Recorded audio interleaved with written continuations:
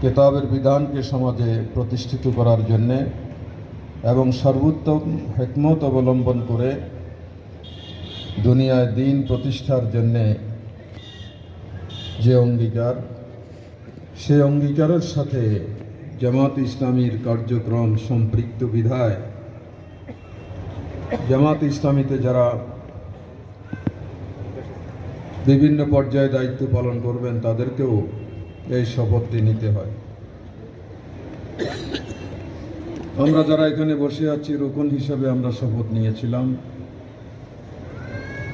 মজলিসে শুরার সদস্য হিসাবে আমরা শপথ নিয়েছি,